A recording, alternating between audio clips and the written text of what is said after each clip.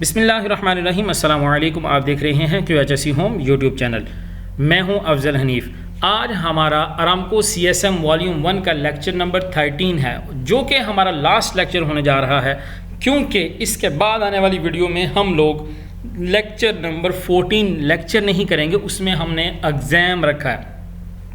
उसमें हम बाकायदा एक एग्ज़ाम देंगे। जिस तरह के आपको अरामको में एग्ज़ाम देना पड़ता है, सेम उसी टेम्पलेट में उसी फॉर्मेट में आपको एग्ज़ाम दिया जाएगा और उसको आपने आंसर करना है कमेंट सेक्शन में या फेसबुक पर जाकर क्वेश्चन का नंबर लिखें, साथ में अपना आंसर लिखें, तो इसमें पता चल जाएगा कि किसने लेक्चर नंबर 1 से लेके लेक्चर नंबर 13 तक अरामको CSM का वॉल्यूम 1 अच्छे तरीके से प्रिपेयर किया है। तो चलते हैं आज के लेक्चर की तरफ। हमारा आज का लेक्चर क्या है, उससे पहले हम लेक्चर जो लास्ट में फिनिश किया था उसका रीकैप करेंगे, लेक्चर 12 का, कि हमने लेक्चर 12 में क्या पढ़ा था। लेक्चर 12 में हमने पढ़ा था personal qualifications, trainings and certifications, कि जो हमारी मैन पावर है उनकी क्या क्वालिफ़िकेशन होनी चाहिए उनके डेजिग्नेशन के हिसाब से, और क्या क्या उनकी ट्रेनिंग्स होनी चाहिए। तो आज का जो हमारा लेक्चर है लेक्चर नंबर 13, उसके कंटेंट देखते हैं हम कि आज क्या पढ़ने जा रहे हैं। आज के लेक्चर में हम देखेंगे medical, site planning, usages and housekeeping. अच्छा, ये जो पार्ट है हमारा, ये जो लास्ट वीडियो है, इसको मैं बहुत कंसाइज करूँगा क्योंकि ये बहुत लेंथी है, लेकिन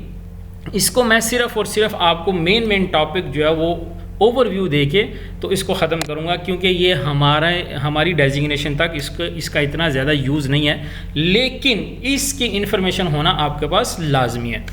सबसे पहले देखते हैं जी मेडिकल क्या चीज़ है और इसकी प्रोविज़न जो है वो किस तरह होनी चाहिए मैन पावर को। Contractor shall provide for medical care of its employees as per Saudi Arabian government ministry of health, के जो कॉन्ट्रैक्टर्स हैं उनको अपनी मैन पावर या एम्प्लॉयज़ के लिए एज़ पर MOH जो भी स्टैंडर्ड हैं उनके मेडिकल देना ही है, मेडिकल फैसिलिटी देनी है। उसके बाद Saudi Arabian labour law and Saudi Aramco GI 150.002 के ये जो 3 हमारी बॉडीज़ हैं, ये 3 हमारे रूल्स एंड रेगुलेशंस हैं जो हमारे, एक तो हो गया MOH मिनिस्ट्री ऑफ हेल्थ, दूसरा सऊदी गवर्नमेंट, तीसरा अरामको के जो स्टैंडर्ड हैं उनके मुताबिक हमारे एम्प्लॉयर को, जो हमारा कॉन्ट्रैक्टर है, अपने एम्प्लॉयज़ के लिए मेडिकल फैसिलिटी देना लाजमी है। अब 150.002 जो GI है, जनरल इंस्ट्रक्शन है अरामको की, वो क्या है, minimum medical standards requirements, MMSR। ये एब्रीविएशन है जो कि अक्सर एग्ज़ाम में भी पूछी जाती है कि इसका फुल फॉर्म क्या है। तो उनमें से कुछ फैसिलिटी यहाँ पे जिक्र की गई हैं कि कौन कौन सी फैसिलिटी होना लाजमी है एज़ पर जितनी भी ऊपर बॉडीज़ हैं उनके rules and regulation. Following the minimum facilities shall include, in minimum facilities में क्या क्या इंक्लूड होना चाहिए, फर्स्ट एड होनी चाहिए, एमरजेंसी केयर होनी चाहिए, एम्बुलेंस होनी चाहिए फॉर इमीडिएट ट्रांसफ़र, उसके बाद डिज़ास्टर रिस्पांस होना चाहिए, नर्स होना चाहिए, मेडिकल इंश्योरेंस होनी चाहिए, क्लिनिक होना चाहिए। ये सारी चीज़ें जो हैं ये मिनिमम रिक्वायरमेंट है एक मेडिकल की, जो कंपनी ने अपने एम्प्लॉयज़ के लिए देनी ही देनी है, प्रोवाइड करनी ही करनी है। उसके बाद कुछ चीज़ें हैं मेडिकल में मज़ीद हम देखते हैं, प्रोविज़न ऑफ फर्स्ट एड, जो कि बहुत ज़्यादा हमारे लिए इम्पोर्टेंट है, क्योंकि फ़र्स्ट एड केस जो है वो हमेशा आप साइड में कोई भी इंसिडेंट हो जाता है, कुछ भी प्रॉब्लम हो जाती है, तो फ़र्स्ट एड तो लाजमी आपने देना ही देना है। देखते हैं कि फ़र्स्ट एड की क्या स्टैंडर्ड होने चाहिए, किस तरह के स्टैंडर्ड हैं फ़र्स्ट एड के एज़ पर गवर्नमेंट लॉ या सऊदी अरामको। नंबर 1 है contractor shall provide and maintain adequate first aid supplies for all contractor at all locations as per GI 150.002 के जो कॉन्ट्रैक्टर है उसकी ज़िम्मेदारी है कि जितने भी उसके एम्प्लॉयज़ हैं उनको एज़ पर अरामको जो हमारी जनरल इंस्ट्रक्शन है 150.002 के मुताबिक मेडिकल फ़र्स्ट एड की फैसिलिटी देना लाजमी है। अब उसमें क्या क्या चीज़ें हैं नीचे देखना, स्टैंडर्ड, ये स्टैंडर्ड अक्सर आपको एग्ज़ाम में भी आते हैं और आपको ये याद भी होने चाहिए कि किस तरह की फैसिलिटीज़ होनी चाहिए। Less than 50 workers provide 10 unit first aid kit cabinet. अब ये फर्स्ट एड किट होती है, कैबिनेट भी होता है, किट भी होती है, बॉक्स भी होता है, कुछ भी मतलब, लेकिन फर्स्ट एड किट इसको बोलते हैं। अगर आपके पास 50 से कम लोग हैं, लेस दैन 50 वर्कर्स, ये एग्ज़ाम में आपने डिफ्रेंशिएट करना है, इसको याद रखना, 50 और लेस दैन 50। अगर आपके पास लेस दैन 50 हैं तो आपके पास 10 यूनिट का फर्स्ट एड बॉक्स होना चाहिए। 10 यूनिट का मतलब क्या कि उस बॉक्स के अंदर 10 कम से कम 10 आइटम होनी चाहिए। नेक्स्ट देखें, फॉर 50 और मोर वर्कर्स, अगर 50 या इससे ज़्यादा लोग हैं आपके पास, at site provide 36 unit first aid kit cabinet, कि आपको अगर 50 या उससे ज़्यादा लोग काम कर रहे हैं आपकी साइट के ऊपर तो आपको 36 यूनिट का फर्स्ट एड बॉक्स जो है वो देना ही देना है। अब 36 यूनिट का क्या मतलब है कि उसके अंदर कम से कम 36 आइटम होनी चाहिए। बैंडेज हो गई, वहाँ पे अल्कोहल स्वैब हो गए, या इस तरह की कोई भी सीज़र हो गई, जितनी भी तमाम फर्स्ट एड में यूज़ होने वाली चीज़ें हैं वो सारी आपको देनी है।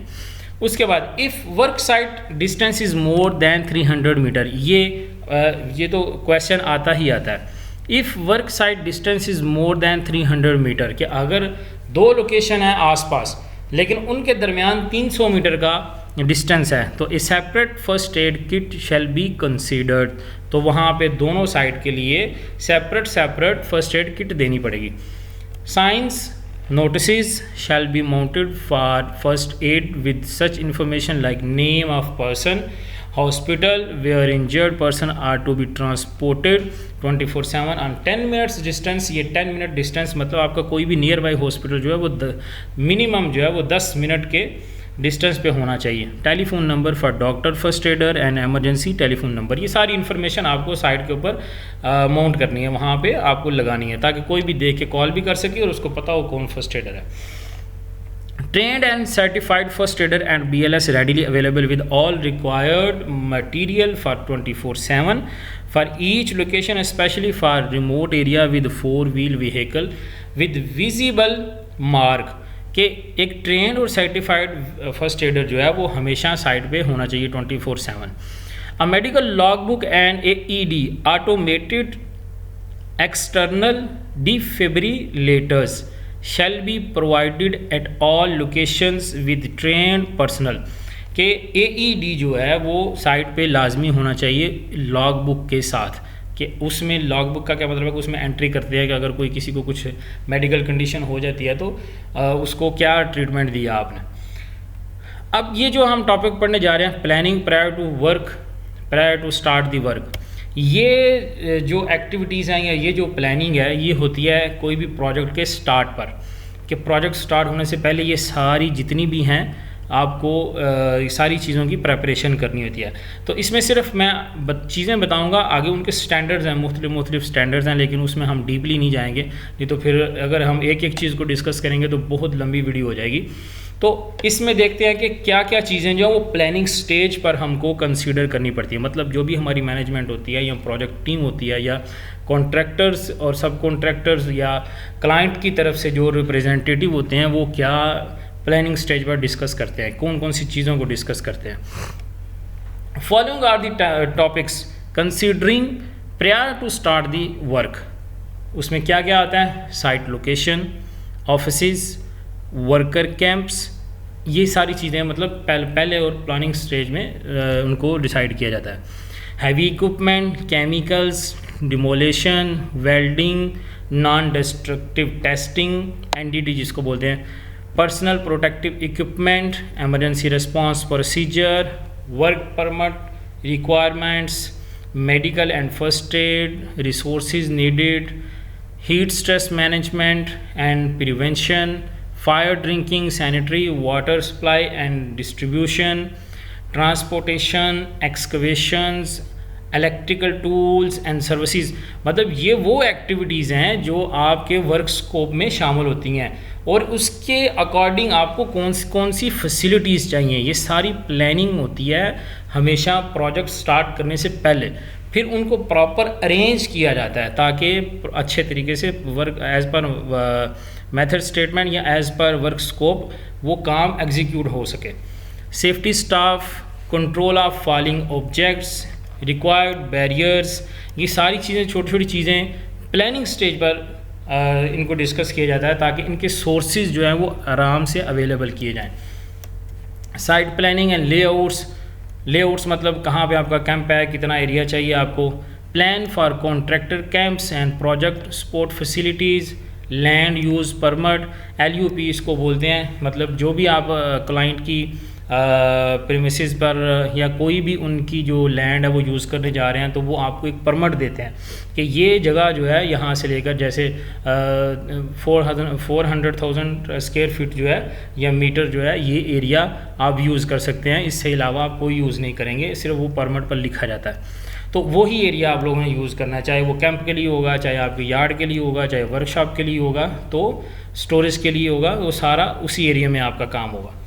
Project sign, entry and exit, pedestrian pathways, on-site, barricades, site drainages, fire protection and prevention,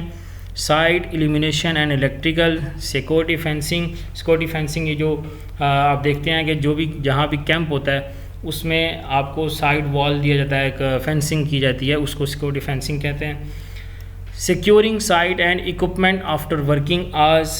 man hole and covers, road closures, कहाँ कहाँ आप लोगों का रोड क्लोजर आएगा अगर आपकी जो एक्टिविटी है, जैसे आप कोई भी अगर पाइपिंग में काम करते हैं तो उसमें ज़्यादातर रोड क्लोजर आते हैं कि आपको रोड बंद करने पड़ते हैं, फिर उसके परमिट लेने पड़ते हैं, फिर वो परमिट कहाँ से और किस से लेना है, कौन कौन उसमें इन्वॉल्व होगा, ये सारी चीज़ें प्लानिंग स्टेज पर इनको डिस्कस किया जाता है। मतलब ये जो भी इसमें टॉपिक मेंशन किए गए हैं इनका एक एक चीज़ का हर चीज़ को डिस्कस किया जाता है। Protection of general public, housekeeping, material storage yard, जैसे मैंने आपको एग्जांपल दे दी कि ये एक एंट्री एंड एग्जिट है, प्रोजेक्ट साइन है कि कहाँ कहाँ पे हमको साइंस रखने हैं, कहाँ कहाँ पे हमने साइन बोर्ड लगा के रखने हैं, किस तरह उनकी डायरेक्शन होनी चाहिए, कितना साइज़ होना चाहिए, एंट्री एंड एग्ज़िट कहाँ कहाँ पे होने चाहिए, पेडेस्ट्रियन पाथवे हमने कहाँ कहाँ पे रखने हैं, उसके लिए क्या क्या सोर्सेज चाहिए। यानी ये प्लानिंग स्टेज पर ये सारी चीज़ों को एज़ पर स्टैंडर्ड डिस्कस किया जाता है, तो फिर उसको बाद में प्रोजेक्ट को एग्जीक्यूट करना शुरू करते हैं ये सारे सोर्सेज अवेलेबल करने के बाद। तो इन चीज़ों का हम ज़्यादा डिटेल में नहीं जाएंगे, ना ही इन चीज़ों को ज़्यादा डिस्कस करेंगे, यहाँ तक ही हम इनको याद रखेंगे कि ये सारी चीज़ें प्लानिंग स्टेज पर होती हैं। ये था हमारा आज का लेक्चर नंबर 13। लेक्चर नंबर 14 का टीज़र हमारे लिए इतना ही काफ़ी है कि लेक्चर नंबर 14 में हम क्या करने जा रहे हैं कि लेक्चर नंबर 1 से लेकर लेक्चर नंबर 13 तक हम एग्ज़ाम प्रिपेयर करेंगे, क्वेश्चन पेपर बनाएंगे। लेक्चर नंबर 14 में यानी कि वीडियो नंबर 14 में आपको क्वेश्चन पेपर दिया जाएगा। उस क्वेश्चन पेपर में आपने क्वेश्चन पढ़ने हैं, उनका आंसर नंबर नीचे लिख के कमेंट में साथ में आंसर लिख देना है। MCQs भी होंगे, ट्रू एंड फॉल्स भी हो सकते हैं, शॉर्ट क्वेश्चन भी हो सकते हैं। अगर आप पूरा पेपर हल करके तो फेसबुक पर शेयर करना चाहें या फेसबुक में आंसर करना चाहें तो भी कर सकते हैं, नहीं तो 1 बाय 1 आप कमेंट सेक्शन में उनका नंबर लिखकर आंसर कर सकते हैं। तो मैं उम्मीद करता हूं कि आप लोग 1 से लेकर 13 तक अच्छे तरीके से लेक्चर को प्रिपेयर करेंगे